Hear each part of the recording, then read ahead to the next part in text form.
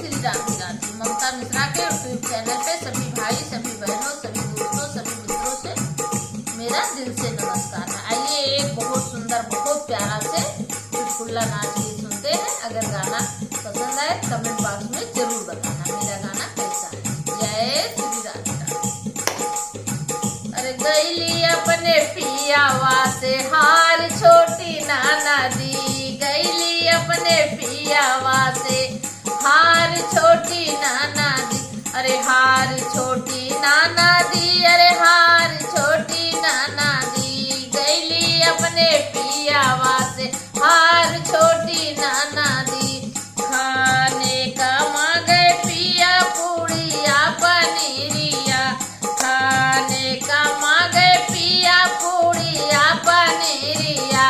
अरे ऊपरा से चटनिया चार छोटी नाना दी, ऊपरा से चटनिया चार छोटी नाना दी, गईली अपने पियावा से हार छोटी नाना दी, गईली अपने पियावा से हार छोटी नाना दी।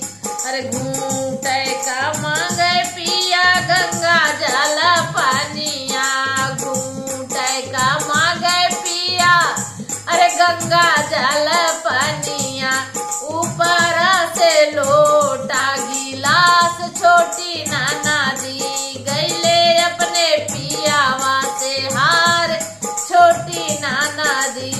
हार छोटी नाना दिए, हार छोटी नाना दी, गईले अपने पियावा से हार छोटी माना दी। पूछे का मांगे पिया जोड़ा जोड़ा पानावा, पूछे का मांगे पिया जोड़ा जोड़ा पानावा।